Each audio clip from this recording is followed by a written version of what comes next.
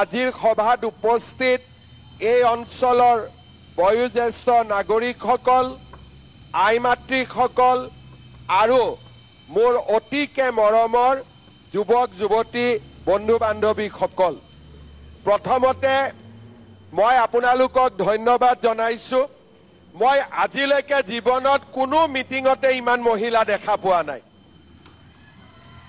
একেলগে ইমান মহিলা মই আজিলৈকে কতো দেখা নাই। আজি ইয়াতে প্ৰায় 40,000 আই মাতৃ উপস্থিত আছে আৰু এই 40,000 আই মাতৃক একেলগে দৰ্শন কৰিবলৈ পাই মোৰ নিজৰ জীৱনে ধন্য হৈছে। মই আপোনালোক সকলোকে ধন্যবাদ, অভিনন্দন আৰু কৃতজ্ঞতা জনাইছোঁ। শ্ৰদ্ধাৰ আই মাতৃসকল, মহিলা উদ্যমিতা আঁচনিৰ পুঁজি আমি বিতৰণ কৰিবৰ বাবে সকলোৱে ইয়াত আহি উপস্থিত হৈছোঁ। আজি আমি আপোনালোকক 10,000 টকাৰ চেক লগে লগে আমি আপোনালোকক দি পঠিয়াই দিম, কাৰণ ঘৰত যদি আজি চেক লৈ নাযায় ঘৰৰ মানুহটোৱে ঠিকছে জোকাব আজি, হয়নে নহয়? যে ৰাতিপুৱা 9টা বজাতে গলি চাহ নিজেও নাখালি মোকো নোখোৱালি, হয়নে নহয়? তাৰমানে আজিতো আপোনালোকে নোখোৱাকৈ আহিছে, তাৰমানে ঘৰৰ মানুহজনেওতো আজি খাব পোৱা নাই নে পাইছে? সেইকাৰণে আজি যদি চেকখন লৈ নাযায় আপোনালোকৰ ঘৰৰ মানুহজনে বহুত জোকাব। সেইকাৰণে আজি আমি যেনে তেনে চেকখন আমি দিব লাগিব আৰু এই 40,000 মহিলাক আই মাতৃক চেক বিতৰণ কৰাৰ কাৰণে ইমান ধুনীয়া পেণ্ডেল বহাৰ ব্যৱস্থা আৰু চেক বিতৰণৰো ব্যৱস্থা, এই গোটেইখিনি আপোনালোকৰ মৰমৰ ভুৱন পেগু ডাঙৰীয়াই কৰি দিছে, হয়নে নহয়? স্বাধীনতাৰ পিছত মানুহে কংগ্ৰেছৰ চৰকাৰ দেখিছিলে। ইলেকশ্যনৰ সময়ত যি কওক, কোনো দুখীয়া মানুহে চৰকাৰী আঁচনি পোৱা নাছিলে।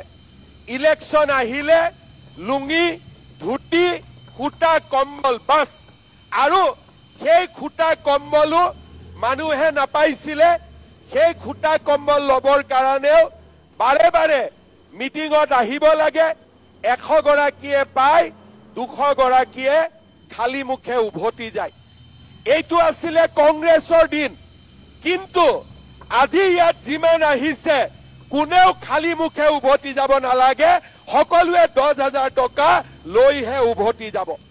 আজি 10,000 টকা পোৱাৰ লগে লগে আমি সকলোৱে এটা এটা মোবাইল কিনি ল'ব লাগিব। কোনে কোনে মোবাইল কিনিব? কিনিব লাগিব নে নাই মোবাইল? নালাগে? কাক কাক মোবাইল কিনিব নালাগে হাত দাঙকচোন। আচ্ছা, এতিয়া আপোনালোকে বুজি পালে যে 10,000 টকাটো দি আমি মোবাইল নিকিনো। ঠিক আছে, মই দুটা কথাৰে সামৰণি মাৰিছোঁ। আজি আমাৰ 37,000 মহিলাই ইয়াতে চেক ল'ব লাগিব। আমি যদি লাইনত থিয় হওঁ ৰাতি 10টা বাজিব। তাৰ কাৰণে আমি কি কৰিব খুজিছোঁ? আমি 2 ঘণ্টাৰ ভিতৰতে আপোনালোকে যাতে চেক পাব পাৰে তাৰ কাৰণে আমি এটা নিয়ম কৰিছোঁ। আমি মিটিঙৰ পিছতেই ভিঅ বাইদেউসকলক আমি চেকবিলাক তুলি দিম। তাৰ পিছত ভিঅ বাইদেউসকলে গ্ৰুপৰ সভাপতিসকলক মাতি নি গ্ৰুপৰ চেকখিনি গতাই দিব আৰু গ্ৰুপৰ সভাপতিয়ে আপোনালোকক আহি চেকখিনি বিলাই দিব। তাৰমানে 2 ঘণ্টাৰ ভিতৰতে আপোনালোকে চেক পাই যাব। চেক নোলোৱাকৈ কোনো ঘৰত নাযাব, কাৰণ ৰাতিপুৱা চাহ জলপান বনোৱা নাই। চেক যদি নোলোৱাকৈ যায় আজি ৰাতি ঘৰত ভাতো নবনিব, হয়নে নহয়?